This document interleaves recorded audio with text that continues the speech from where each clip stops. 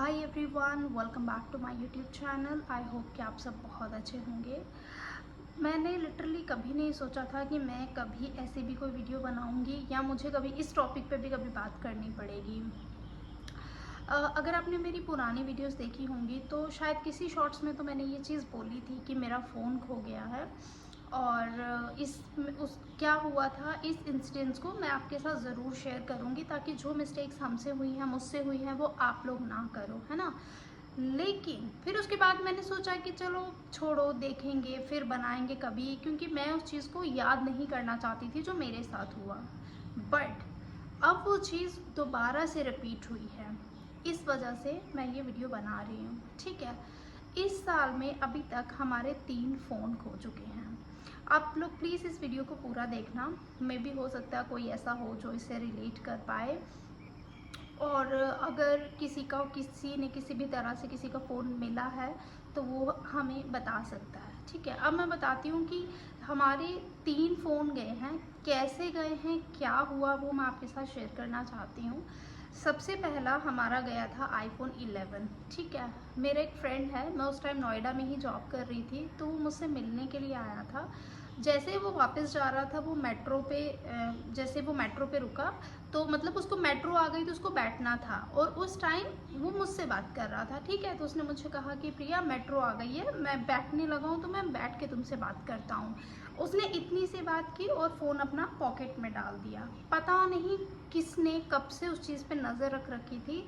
जैसे ही वो मेट्रो के अंदर गया और वो बैठा, अब उसको लगा कि चलो ठीक है, मैं इसको कॉल करके बता देता हूँ कि मैं बैठ गया हूँ। जैसे उसने देखा उसका फ़ोन था ही नहीं। तो मतलब आप समझ रहे हो, वो सिर्फ इतना ही मेट्रो में एंटर करने तक किसी ने उसका फ़ोन निकाल लिया, क्योंकि उससे पहले वो मुझसे बात कर रहा था, फ़ोन उसी के पास था। उसने बस उसको लगा कि मेरे पास 2 लगेज बैग हैं तो मैं पहले एंटर कर लेता हूँ, क्योंकि वो गेट जल्दी जल्दी बंद हो जाता है मेट्रो का, तो कहीं अटक ना जाए। और वैसे भी जो बंदा नया नया आता है तो वो मेट्रो सिटी में उसको थोड़ा सा तो वो रहता ही है। तो जैसे उसने एंटर किया, बस इतने ही देर में, कुछ सेकंड्स में ही उसका फ़ोन खो गया। ठीक है, फिर उसने मुझे किसी के नंबर से कॉल किया और मुझे बोला कि प्रिया मेरा फ़ोन खो गया।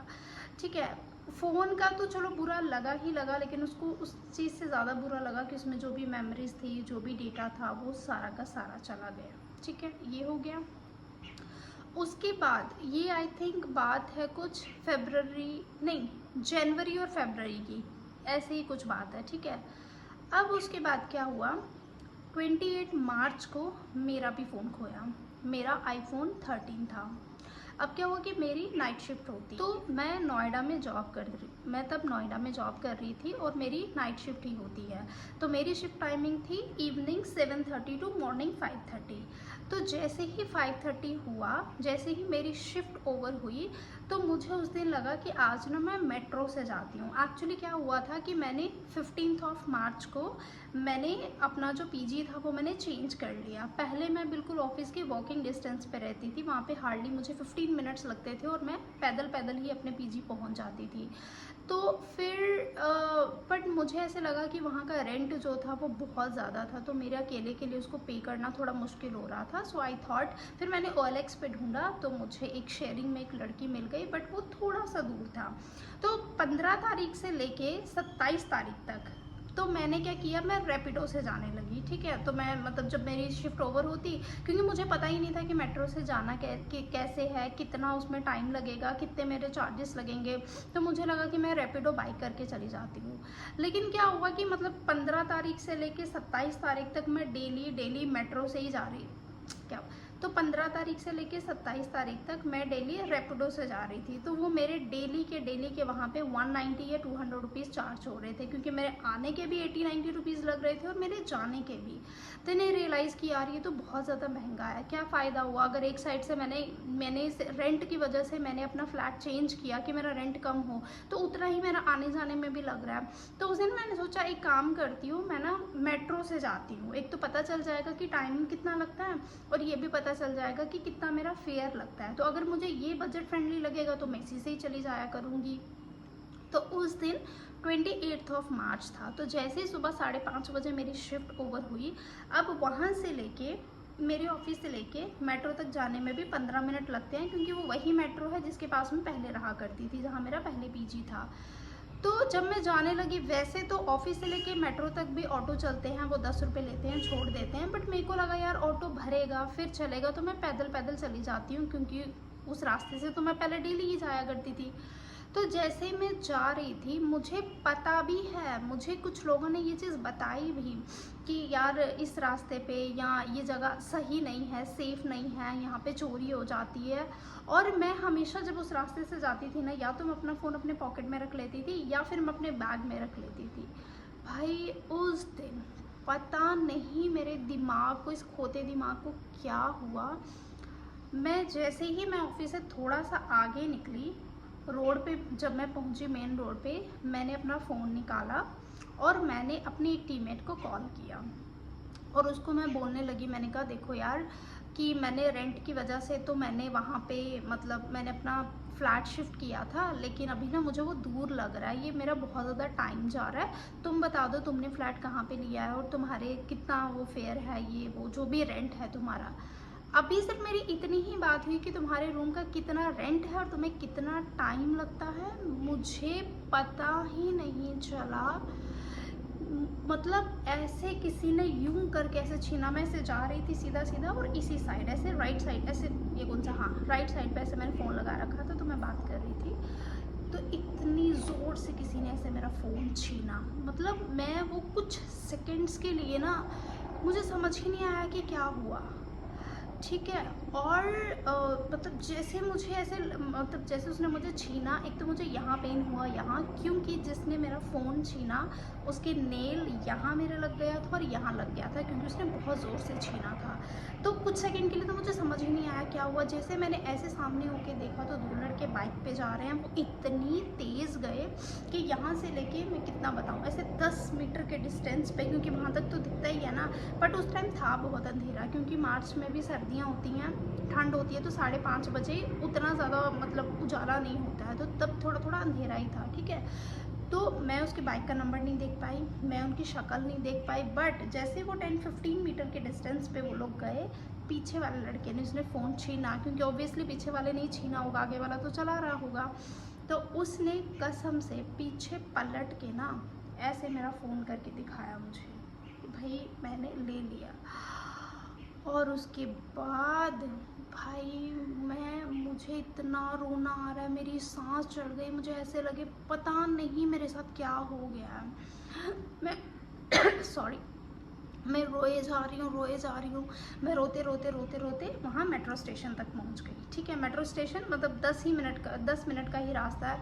मैं वहाँ पे गई, मैं रो रही हूँ और पता है मैं सबसे ज़्यादा क्यों रो रही थी? एक तो मुझे इस चीज़ का रोना आ रहा था कि मेरा फ़ोन गया, मैंने इतनी मेहनत से EMI पे फ़ोन लिया था और अभी रिसेंटली उसकी EMIs ख़त्म हुई थी, ठीक है। एक मिनट, एक तो मुझे इस चीज़ का बुरा लग रहा था कि यार मेरा फ़ोन गया, अभी तो मैंने रिसेंटली उसकी EMIs ख़त्म की हैं, ठीक है। लेकिन उससे भी ज़्यादा मुझे रोना और वो जो डर था ना, वो इसलिए कि मेरे सारे पैसे मेरे अकाउंट में थे, ठीक है। मेरा फ़ोन पे, गूगल पे सब मेरा लॉगिन था, फ़ोन मेरा अनलॉक था।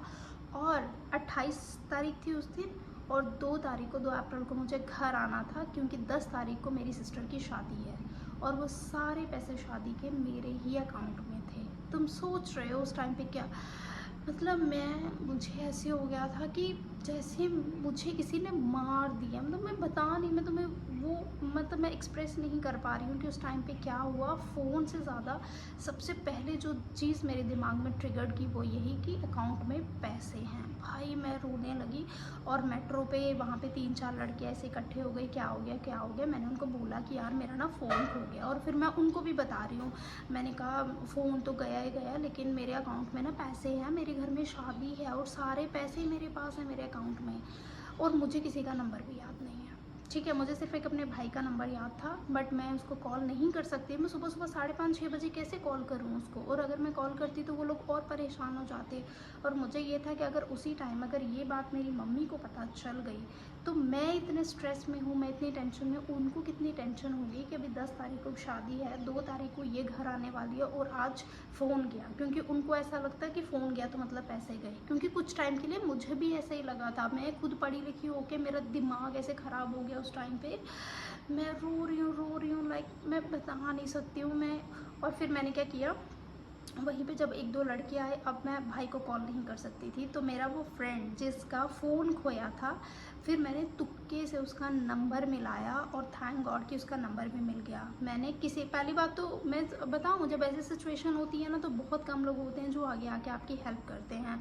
मैं वहाँ पे ना, क्योंकि मेरे पास फ़ोन नहीं है, मैं कॉल कैसे करूँ, मेरे पास कैश भी नहीं है, क्योंकि मेरा डेबिट कार्ड तो पहले से ही बहुत टाइम पहले ही खो गया था, तो मैंने दोबारा लिया ही नहीं। तो मैं हर जगह तो ऑनलाइन पेमेंट कर देती थी। अब ना मेरे पास कैश है, ना मेरे पास फ़ोन करने के लिए है। जब मैं मेट्रो पहुंची, वहाँ पे वो जो 3-4 लड़के वहाँ पे खड़े हो गए, मैंने एक को बोला कि आप मुझे अपना कॉल दो, मतलब फ़ोन दो, मुझे ना बात करनी है, मैं किसी से तो पैसे मंगवाऊँ ताकि मैं घर जा सकूँ, अपने फ्लैट पे जा सकूँ। यार कोई फ़ोन ही देने के लिए रेडी नहीं था। एक बोल रहा है कि यार मेरे तो रिचार्ज ही नहीं है, ठीक है, ऐसे। फिर एक लड़का आया, फिर मैंने उससे फ़ोन लिया, फिर मैंने अपने फ्रेंड को कॉल किया, सौरभ को। मैंने बोला सुनो ऐसे ऐसे ना मेरा फ़ोन चोरी हो गया है, ठीक है। और मैंने बोला मेरा ना फ़ोन चोरी हो गया ना, मेरे पास पैसे हैं। उसको भी मैंने यही चीज़ बोली, मैंने कहा यार मेरे अकाउंट में पूरे शादी के पैसे हैं और अब मुझे बहुत डांट पड़ेगी, मैं क्या करूं, घर पे शादी है 5-7-8 दिन के बाद, मुझे सारी पेमेंट्स करनी है। यार मेरा दिमाग, मतलब आप सोचो, पता नहीं मैं अभी कैसे रिएक्ट कर रही हूँ, आपको कैसे बता रही हूँ, बट एक बार सोचो, जिस बंदे के घर में शादी है उसके पास वो सारे पैसे हैं और वो एक टाइम से वो चले जाएं तो कैसा लगेगा, ठीक है। अब फिर उसने बोला, फिर उसने मुझे समझाया, कहते नहीं टेंशन लेने की ज़रूरत नहीं है, तुम्हारा आईफोन है, वो ऐसे इतना ईजिली अनलॉक नहीं कर सकते हैं, और वैसे भी उन्होंने अभी तक तो फ़ोन वोन का पता नहीं क्या कर दिया होगा, तो कोई बात नहीं, तुम पहले घर पहुंच जाओ। रही बात पैसों की, तुम्हारे पैसे कोई भी नहीं निकाल सकता है, ऐसे बोला उसने। तो फिर मुझे थोड़ी से तो मुझे हुआ कि एटलीस्ट मेरे पैसे सेफ़ हैं, बट फिर भी मतलब वो एक तसल्ली ज़रूर थी, लेकिन मेरे मन को चैन नहीं आ रहा था। मुझे लग रहा था नहीं यार, मैं जब तक मैं अकाउंट लॉगिन ना कर लूँ, मैं पैसे देख ना लूँ, मुझे तब तक मेरी टेंशन ये दूर नहीं होगी, ठीक है। फिर उसके बाद तभी अभी मैं वहीं थी, उससे बात कर रही थी, एक और लड़का आया, तो मैं रोई जा रही थी, मैं उसको बता रही हूँ, रो रही हूँ, बता रही हूँ। फिर उसने मुझे बोला, कहते क्या हुआ, मैंने उनको बोला कि मेरा ना ऐसे ऐसे फ़ोन चोरी हो गया। लिटरली उस लड़के ने एक सिंगल क्वेश्चन नहीं किया, उसने अपनी पॉकेट में हाथ डाला, जितने पैसे थे मेरे हाथ में रख दिए और मुझे बोला कि आप अभी रो मत, आप ना पहले अपने घर चले जाओ। मैं भी इसको लगा होगा कि यार इतनी टेंशन में है तो ऐसा ना हो कि कुछ ऐसे स्टेप ले, मतलब होता है ना, एक बार फैमिली का भी डर होता है, खुद भी टेंशन होती है। तो कुछ उसने पैसे दिए मुझे और बोले कि आप घर चले जाओ। मैं तब भी वहीं खड़ी होकर रोए जा रही हूँ, मेरे दिमाग से वो चीज़ जा ही नहीं रही है कि मेरे अकाउंट में पैसे हैं, मेरा फ़ोन चला गया, घर पे शादी है, वही चीज़ बार बार मेरे माइंड में रिपीट हो रही है, ठीक है। फिर क्या हुआ, फिर वो लड़का, उसने देखा कि मेरे पास ना आईडी कार्ड था मेरे ऑफिस का, तो उसको समझ में आ गया। तो वो मुझे बाद में पता चला कि वो लड़का मेरे ही ऑफिस का था, बट किसी और प्रोसेस का था। तो उसने बोला कि आप एक काम करो, आप मेरे सिस्टर जैसे हो, मैं आपको अपने ना घर छोड़ के आ जाता हूँ। मैं बोला नहीं भैया कोई बात नहीं, मैं चली जाऊँगी, आप मुझे बस उतने पैसे दे दो कि मेरी टिकट हो सके और मैं घर पे जा सकूँ, मेट्रो की टिकट ले सकूँ। बोला नहीं कोई बात नहीं, अगर तुम्हारी जगह मेरी सिस्टर होती तो मुझे भी अच्छा लगता अगर उसकी कोई हेल्प करता। तो भाई वो बंदा मेरे साथ गया, उसको जाना कहीं और था, फिर वो मेरे साथ गया, उसने टिकट कटवाई मेरी और फिर मुझे घर पे छोड़ा। रास्ते में उसने मुझे दूध भी लेके दिया, कह रहा कि घर जाके और कुछ, और पूछा भी अगर किसी और चीज़ की ज़रूरत है तो ले लो, राशन या कुछ, कि उसको लगा होगा, क्योंकि मैंने बताया कि मैंने रिसेंटली यहाँ पे शिफ्ट किया, तो उसको लगा होगा कि यार ये पता नहीं, मतलब इसके पास कुछ है कि नहीं। अब इसके पास पैसे भी नहीं है, क्योंकि मैंने बताया कि मेरे पास कैश भी नहीं है। तो उस बंदे ने, जब मैंने देखा तो उसमें कुछ 400 रुपये थे आई थिंक, है ना, और उसने दूध भी खुद के पैसों से लेके दिया, ब्रेड भी लेके दिया। और जब मैं बिल्कुल अपने पीजी के बाहर एकदम पहुंच गई, फिर वो बोला कि मैं अभी चला जाता हूँ, कि ऐसे मैं आपके पीजी में जाऊँगा तो कोई कुछ गलत ना ऐसे सोच ले, है ना। फिर मैंने उस टाइम पे फिर दोबारा मैंने सौरभ को कॉल किया, मैंने उनको बताया कि ऐसे ऐसे इसने मुझे मतलब ये ऐसे भैया है, इन्होंने मेरी इतनी हेल्प की है और पैसे भी मुझे दिए हैं, तो आप इनके अकाउंट में इतने पैसे ट्रांसफ़र कर लो, बाद में फिर हम देख लेंगे। तो वो ले ही नहीं रहा था, कहता नहीं कोई बात नहीं। फिर भी मैंने ज़बरदस्ती मैंने कहा नहीं आप ट्रांसफ़र कर दो। किसी बंदे ने इस सिचुएशन में हेल्प की, सोचो कोई नहीं हेल्प करता, मैं तो घर आने के लिए भी मेरे पास पैसे नहीं थे, ठीक है। इवन उसने ये भी ट्राई किया कि अगर मेरा सिम ब्लॉक हो सकता है, लेकिन मैंने उनको बोला कि आप मेरा सिम अभी ब्लॉक मत करो। नहीं उसने, हाँ इवन उसने ट्राई किया कि मेरा सिम ब्लॉक हो जाए, लेकिन मेरा जियो नंबर था और जम्मू का नंबर था, तो वो शायद उस नंबर से उसका कॉल नहीं जा रहा था, तो वो ब्लॉक नहीं हो पाया।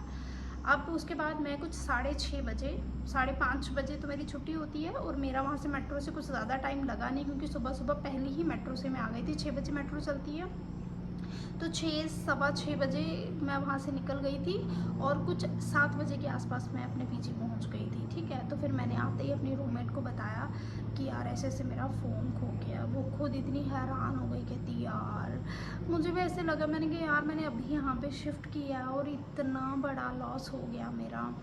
फिर उसके बाद अब मुझे चैन ना आए, मुझे नींद ना आए, मैं बोलूँ अब सब मुझे बोले कि तुम पुलिस कंप्लेन करो अपने फ़ोन के लिए कि फ़ोन खो गया है, अपने ये अपना फ़ोन नंबर बंद कर दो, बैंक में जाके सारे नंबर जो है वो ब्लॉक करा दो, ऐसे करके। तो फिर मैंने सोचा यार अगर मैंने ये नंबर अपना ब्लॉक करा दिया तो मेरा ये नंबर बहुत सारी जगह पे मेरे बैंक में भी अटैच है, मैं फिर पैसे मैं चाहकर भी नहीं निकलवा पाऊँगी, है ना। तो मैंने इस नंबर को ब्लॉक नहीं किया। जैसे ही 10 साढ़े 10 हुए, मैंने अपनी रूममेट को बोला देखो मेरे पास पैसे तो है नहीं, तुम मेरे साथ चलो, तो चल के हम लोग डुप्लीकेट सिम निकलवा लेते हैं। तो वो सिम मैं तुम्हारे फ़ोन में डाल के मैं लॉगिन करके, मुझे पहले फटाफट से अपना अकाउंट चेक करना है। तो मैंने कहा तुम पे कर देना, बाद में मैं तुम्हें दे दूँगी। बोली ठीक है, क्योंकि सच में बता मेरे पास फिर वही वो जो उस लड़के ने 300-400 रुपये दिया था, बस वही था। मैंने सोचा अगर मैं ये भी खर्च कर दूँगी तो बाद में पता नहीं मेरा अकाउंट लॉगिन होगा कि नहीं, या कब मेरे पास फ़ोन आएगा।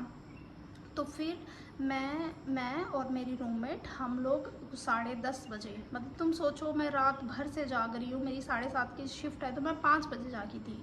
अब सुबह के 11 बज गए हैं, मैं अभी तक सोई नहीं हूँ। रात को पूरी नाइट शिफ्ट की, 10 10:30 हो गई, क्योंकि मैं वेट कर रही थी कब 10 बजेगा, कब जियो स्टोर ओपन होगा, मैं जाके एक बार अपना सिम निकलवाऊँ। फिर मैं उसके साथ गई, हम एक जियो स्टोर पे गए और मैंने वहाँ पर डुप्लीकेट सिम निकलवा ली अपनी, ठीक है। और सिम मेरी 10 मिनट में ही एक्टिवेट हो गई, उन्होंने कुछ 50 रुपये लिए होंगे। अब मेरे पास फ़ोन ही नहीं है, मैं सिम किस में डालूँ। और जियो सिम डलती भी या तो एंड्रॉयड फ़ोन में, मतलब स्मार्टफोन में, और या फिर जियो वाले फ़ोन में। तो फिर मैंने अपनी रूममेट से पैसे लिए और फिर मैंने 1300 का एक छोटा सा जियो का फ़ोन लिया, वो अभी भी मेरे पास पड़ा हुआ है।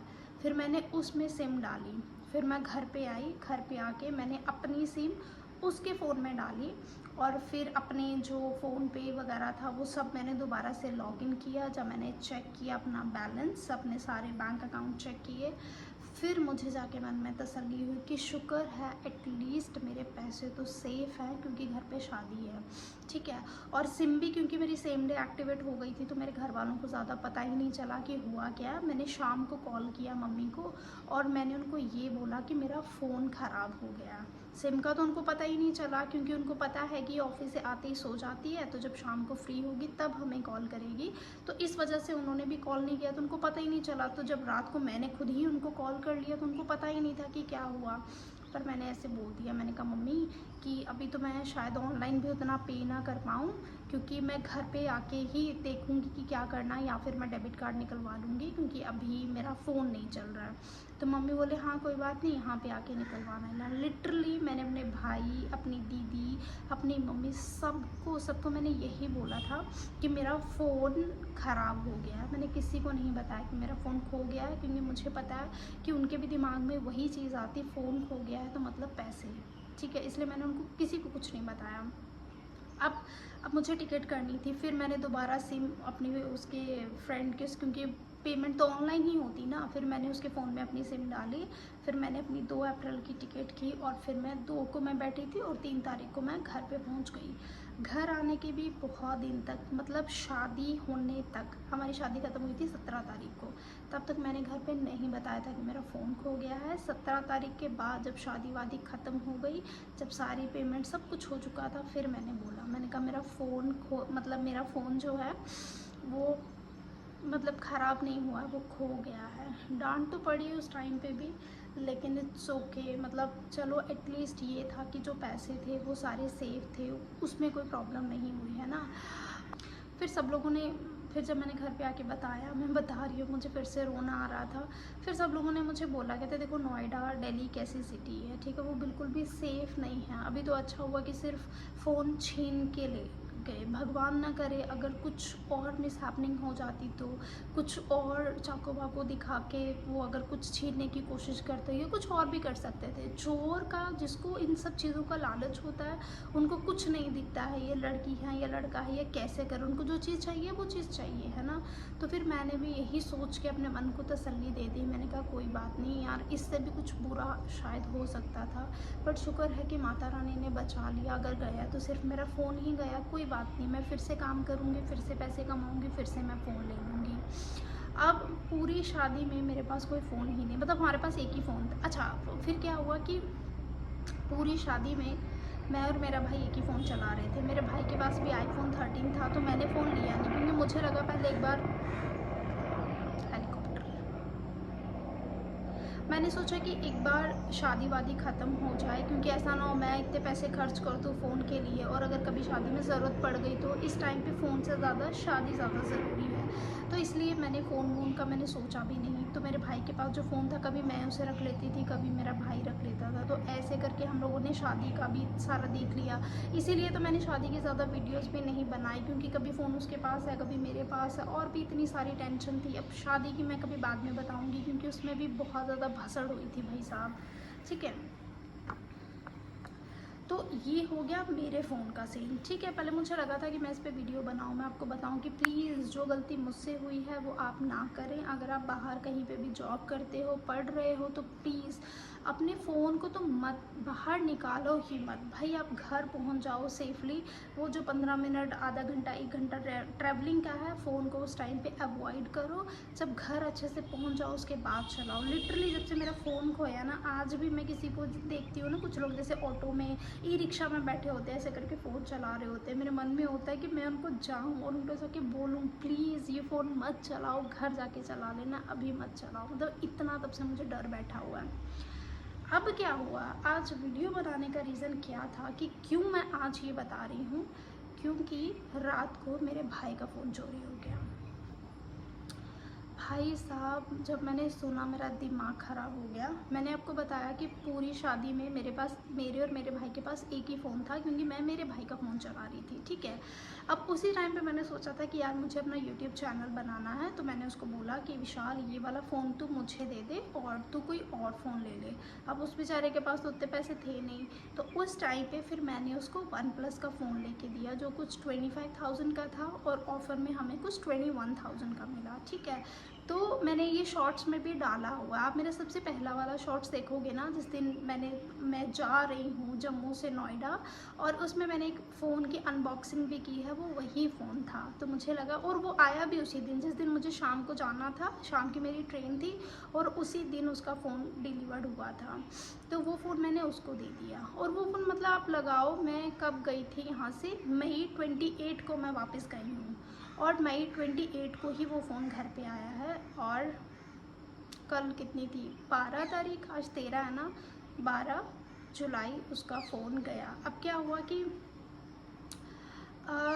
ऑलमोस्ट 1 मंथ हो गया है, मेरे पापा हॉस्पिटल में एडमिट हैं, ठीक है। मैं यार उस पर बात नहीं करती हूँ, क्योंकि आई डोंट वांट कि कोई ये बोले कि ऐसे ये दिखा के सिंपैथी लेना चाह रही है, या फिर कुछ भी किसी भी तरह का। मैं इस बारे में बात ही नहीं करना चाहती हूँ कि मेरे पापा ठीक नहीं हैं या कुछ भी। मैंने सोचा था कि वो एकदम जब ठीक हो के पूरे रिकवर होके आ जाएंगे, हम तभी उस बारे में बात करेंगे, क्योंकि वह यार वैसे ही लोगों की, हर किसी की लाइफ में इतनी सारी प्रॉब्लम्स हैं, हम भी अपनी प्रॉब्लम्स और बता के दूसरों को और ज़्यादा, मैं नहीं ऐसे परेशान मतलब कर सकते हैं ना, सही नहीं लगता। तो मैं वो चीज़ें, और मैं बार बार मैं अपने मुँह से ये बोलती भी नहीं हूँ कि वो हॉस्पिटल में है या सही नहीं, क्योंकि मुझे ऐसा लगता है, मैं हमेशा से जिस दिन से वो एडमिट है मेरे माइंड में एक ही चीज़ है कि वो ठीक हो जाएंगे और बहुत जल्दी घर आ जाएंगे। तो इसलिए मैं इस बारे में कुछ भी डिस्कस नहीं करती हूँ और मैं आगे भी नहीं करूँगी, ठीक है। माता रानी करे जल्दी से वो ठीक हो के आ जाए। आप लोग भी यही प्रे करना, क्या उनको प्रॉब्लम है क्या, वो सब मैं तब आपके साथ शेयर करूँगी जब वो प्रॉपर रिकवर होके आ जाएंगे, ठीक है जी। अब क्या हुआ कि जैसे मेरे पापा पूरे 1 महीने से ऑलमोस्ट वहीं पे हैं, तो मेरा भाई बेचारा दिन रात सुबह शाम वहीं होता है। कभी कभी बीच में आता है वो खाना लेने के लिए या फिर नहाने के लिए, और या तो मैं चली जाती हूँ खाना देने के लिए या तो वो आ जाता है। तो आज मैं नहीं गई थी क्योंकि वो आया था। वो लोग यार, वो दिन में भी जागना पड़ता है उनको, रात को भी, क्योंकि 2-2 घंटे के बाद पापा का सेक्शन होता है। तो 2-2 घंटे के बाद पापा वॉशरूम जाते हैं, कभी इंजेक्शन वाले आ रहे हैं, कभी ड्रिप वाले आ रहे हैं, ये वो, तो वो सो ही नहीं पाते हैं। हॉस्पिटल में आप सब जानते हो कि अगर एक पेशेंट है तो दूसरा बंदा चाह कर भी नहीं सो सकता है, ठीक है। उनको वो जागना पड़ता है, देखना पड़ता है कि पापा को किसी चीज़ की ज़रूरत तो नहीं है, क्योंकि पापा का गले का भी ऑपरेट हो रखा है, वो बोल नहीं सकते हैं। तो वो उनको वो इशारों से ही बताते हैं। तो अगर कोई सो जाएगा तो कैसे पता चलेगा वो क्या इशारा दे रहे हैं। तो इस वजह से यार वो ज़रा इतना ज़्यादा थक गया था। तो रात को मेरा ब्रदर, मेरी मौसी का बेटा, जो बहुत दिन से, मतलब ऑलमोस्ट जब से पापा एडमिट हैं उसके 2 दिन के बाद आया था, तब से वो वहीं पे है। वो भी काफ़ी छोटा है, अभी 17-18 साल का है वो। और रात को ही मेरा बुआ का बेटा भी आ गया। इनको पता नहीं क्या हुआ, ये तीनों के तीनों एक साथ सो गए, ठीक है। कुछ 1:30 बजे के आसपास नींद आ गई और ये लोग सो गए। और इसी बीच कोई उस वार्ड में आया और फ़ोन उठा के चला गया, और इन तीनों में से किसी को भी नहीं पता। सुबह 4:10 हुए थे, मुझे कॉल आया, और कॉल मेरे बुआ के बेटे के नंबर से आया, क्योंकि मेरे जो कज़न है, मौसी का बेटा, उसके पास तो कोई फ़ोन ही नहीं है। तो फ़ोन सिर्फ मेरे भाई के पास था।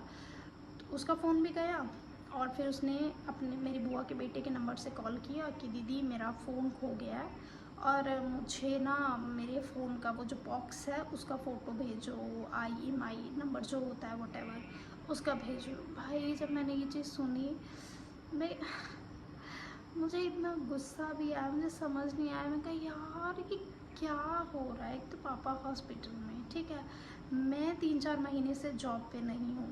मैंने बताया था कि अप्रैल में सिस्टर की शादी थी, तो मैं उसी के लिए यहाँ पे आई थी।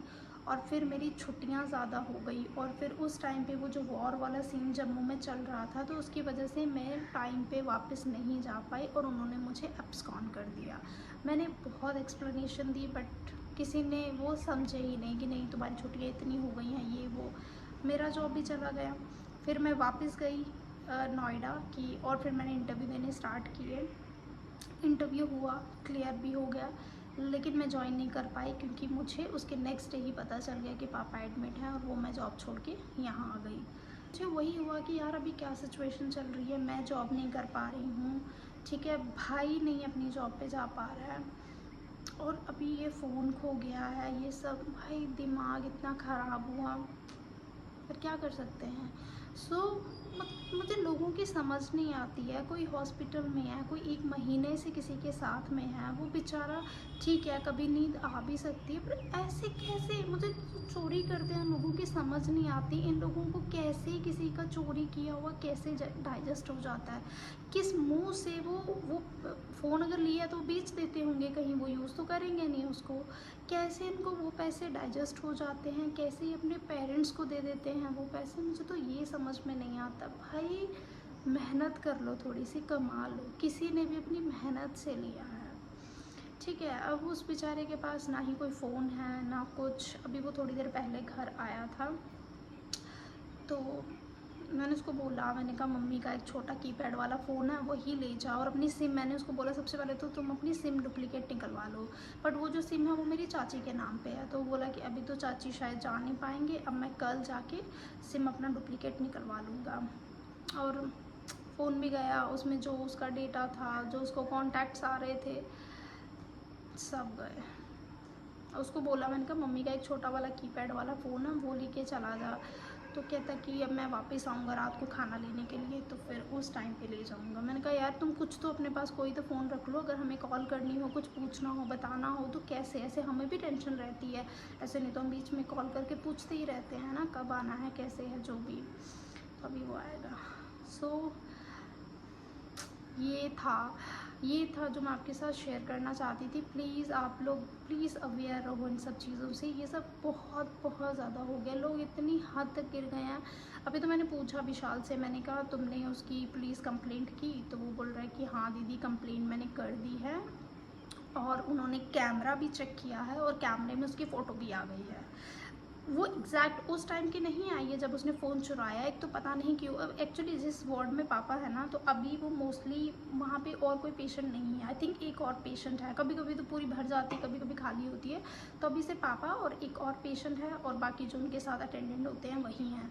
तो पता नहीं लोगों ने क्यों, मतलब वो बंद कर रखी, लाइट सारी बंद कर रखी थी। तो लेकिन फिर भी वो जब उस वार्ड में गया और वापस आया, वो फ़ोटो पुलिस के पास आ चुकी है। बस आप लोग प्रे करना कि बस भाई का फ़ोन वापस आ जाए। आई विश कि उसको उसका फ़ोन जल्दी से वापस मिल जाए, क्योंकि यार अभी इतना नहीं है कि हम लोग नए नए फ़ोन खरीदें। डेली का इतना खर्चा, बेशक गवर्नमेंट हॉस्पिटल में है, तो गवर्नमेंट हॉस्पिटल में भी आप जानते हो कभी ये चीज़ नहीं है, कभी ये डेली का वो आ रहा है घर पे 2-2 बार, 3-3 बार पेट्रोल जा रहा है, और भी बहुत सारी चीज़ें हैं जो पापा के लिए लेनी पड़ती हैं।